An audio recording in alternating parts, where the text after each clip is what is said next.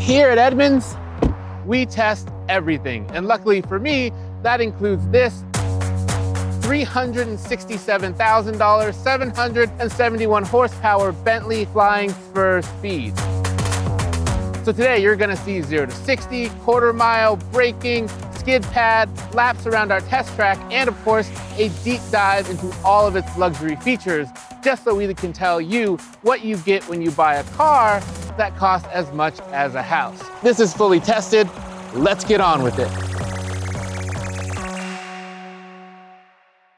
After weighing in the big sedan and strapping on all of our testing gear, the Bentley took to our drag strip to see what it could do, and the results were impressive to say the least. It sprinted from 0 to 60 miles an hour in just 3.3 seconds and covered the quarter mile in only 11.1 seconds with a trap speed of 125.4 miles an hour. That's a lot of speed for such a big car, and for some perspective, that means it matches the times put up by performance cars like the Audi RS6 Avant and Acura NSX Type S at our track.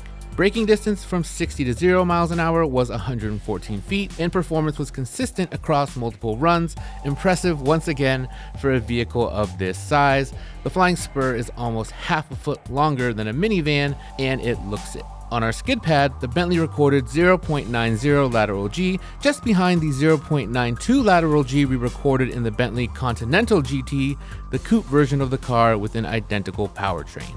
Very quickly, we'd like to ask you to please like and subscribe if you've been enjoying our videos where we cover everything from flying spurs to F-150s. And for all the latest news and information on all things automotive, head over to Edmunds.com, and while you're there, you can even get an instant trade-in offer for your current set of wheels. So one more test that we do on every vehicle that comes through the Edmunds test track that we don't talk about too much is we actually test noise. So that's why I'm joined here by Albert, a member of our test team, who is our noise man, but in a fit of irony, he makes no noise himself. So right now we're on the Excel straight. We're gonna get up to 70 miles an hour, and we're gonna see how loud this thing is at cruising speeds. And then we're gonna compare that to another vehicle that we have here today. We have a Nissan Altima. So we're gonna measure that exact same speed, exact same procedure, and see how much louder that one is than the Bentley, which should be a lot quieter because luxury, expensive, all that good stuff. So let's go.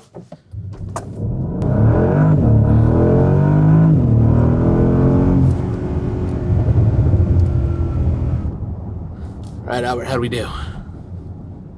Ooh, not so bad. So while cruising at 70 miles an hour, the Bentley was obviously the quietest when it was just working off of that electric motor, only 62.7 decibels, and with the gas engine on and it's cruising, it's still pretty quiet, 63.5 decibels. So by comparison, the Altima at 70 miles an hour, that was 66.9 decibels, and it might not sound like a big difference, but 4 decibels is actually quite a bit, and this vehicle is definitely noticeably quieter at those cruising speeds. Is it $300,000 quieter? Hard to say. With all the testing and numbers out of the way, it was now time to see how this big Bentley felt around our test track. Launch control super easy to turn on here in the Flying Spur. Sport mode here, left foot on the brake, right foot on the gas, and then here we go. Oh, oh. A little bumpy there on the first part of the straight of this track, but man, this thing can boogie.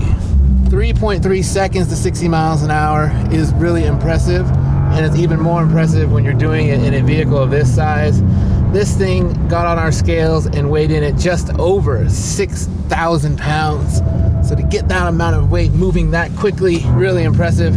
And that really high trap speed of just over 125 miles an hour means that it really doesn't quit. It just keeps powering right on through the quarter mile. And in true Bentley fashion, these seats are nice and cushy. So when it does accelerate like that, you get pushed back pretty far. So before we launched, I had to move my seat up a few inches just to make sure that I could still reach the steering wheel here, because that's kind of important here on our handling course. Oh, the tires are protesting. Now here in sport mode, it keeps the engine on all the time. So you're getting electric power and engine power.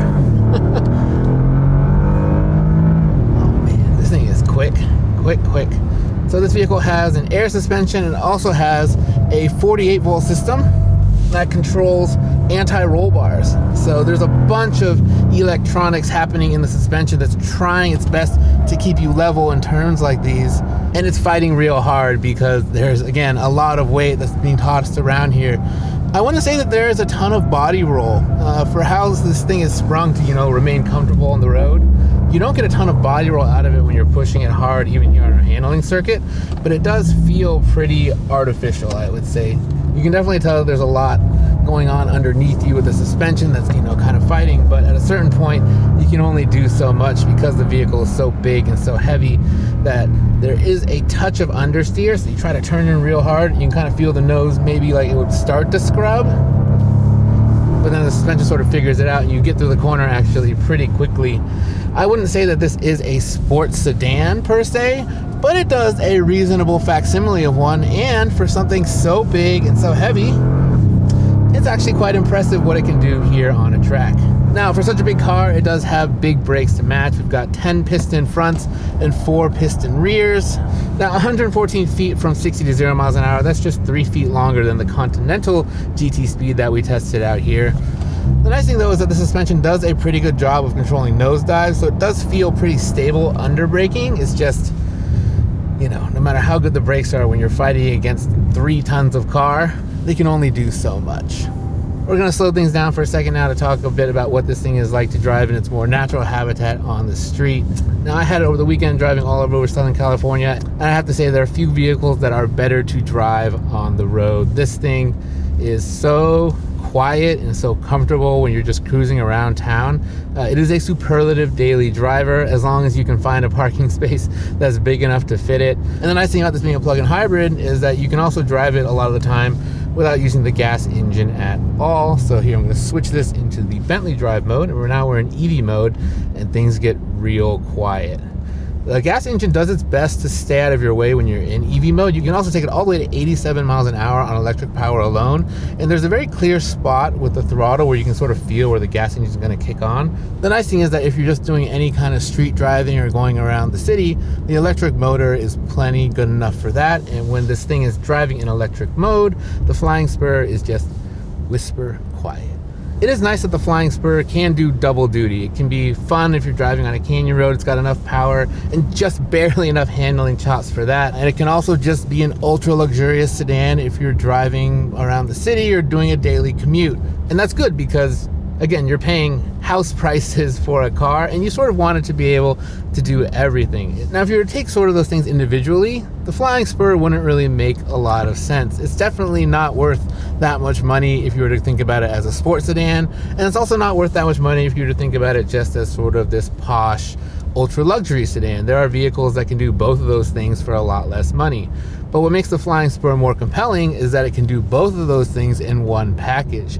It can glide around the city and keep you in just ultra comfort and luxury when you want it to, or when you want it to, you can just flip it into sport mode, that snarling V8 turns on, and all of a sudden you have a very powerful performance car. So is it worth the money for just how it drives? I'd have to say no, probably not. However, when you start to add that onto all the very cool details that you find out about the interior, the Bentley becomes a bit more compelling.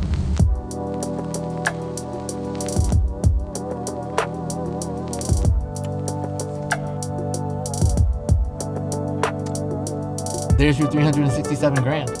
Now, when we normally get to the interior of a vehicle, we'll start to go through all the different features that it has and options, but here in the Bentley, that's not actually what sets it apart, because if you look at this vehicle, the technology that it has and a lot of the features that it have, you can get in other vehicles for a lot cheaper. Take, for example, this 12.3-inch touchscreen. Very nice, very quick, very sharp.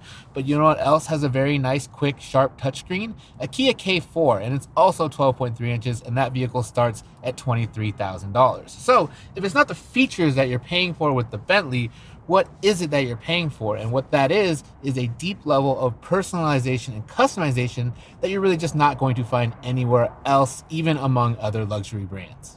So starting with the outside, you can choose from 101 different exterior colors if you try to build this vehicle on Bentley's website. But beyond that, you can actually get this vehicle in any shade that Bentley has ever offered. And on top of that, if you send them a color, they will figure out a way to make it for you. Then once you get inside, it's not like the customizations slow down. You can change the look and feel of pretty much everything. You can also choose between 22 different primary interior colors, 11 different secondary interior colors, 6 different accent colors. You could change the color of every basic piece of fabric you can find in here. Even the gear shift, you can change the color that this is wrapped in. And Bentley says that because of this, it is possible to customize a Bentley in the tens of billions of different ways.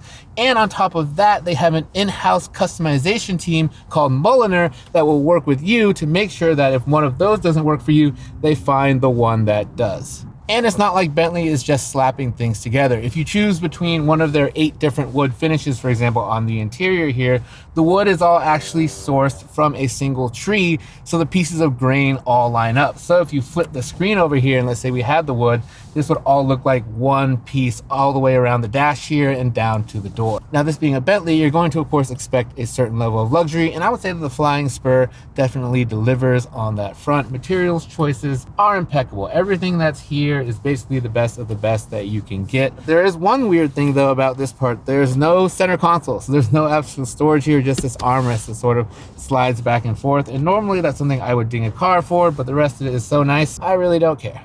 The exterior of the Flying Spur also contains that same attention to detail. Look at these headlights. They have these sort of like shark tooth lights that go around them. Very cool looking. And of course we have this hood ornament here, which stows away when the car is locked and then pops up when it is unlocked or when you're driving. And if you look at the wheels, they have a little Bentley logo in the middle of them, and it's always pointed right side up. That's because they are on little discs that are weighted so that whenever you stop the vehicle, the B's are always pointed in the right direction. Now, if you notice, when we've talked about this vehicle ever since we got off the track, all we've done really is talk about the details. And really, that is what you're paying for with Bentley. So much of this vehicle is shared with other vehicles that it's hard to make a case for the Flying Spur based on features alone. Bentley might be a British company, but it's actually owned by Volkswagen. And Volkswagen also owns other companies like Porsche, like Lamborghini. So, for example, the powertrain in this Flying Spur, it is shared with the Porsche Panamera Turbo SE Hybrid and the Lamborghini Urus SE. And if you take a closer look when you get inside, you'll notice that a lot of the switches and buttons share icons with Audi vehicles, which is also owned by Volkswagen, and the multimedia system in this Bentley is just a reskinned version of the Audi infotainment systems. So if you're not paying for the features with a Bentley because it shares its features with so many other vehicles, what are you paying for? That would be a level of personalization, customization, and attention to detail that you can't really get anywhere else. If I was to just show you 2 steaks and say that one costs $20 and one costs $100 a pound and didn't tell you anything else, there would be no reason for you to choose the more expensive one. But if you found out that that's actually A5 Wagyu sourced from a single farm in Japan where the cows grew up only eating olives, then all of a sudden the price tag might make a bit more sense. And so it goes with the Bentley. Do I think that it's worth it buying any vehicle that costs as much as a house? Hell no. But if I were richer, a lot richer, I can see exactly why you might want one of these and why you might be super happy to see one show up in your driveway, in your color, and in exactly the way you would want. Thanks for watching. Was that fun, Albert? Was it fun? I thought you didn't talk. I guess I never asked. My bad.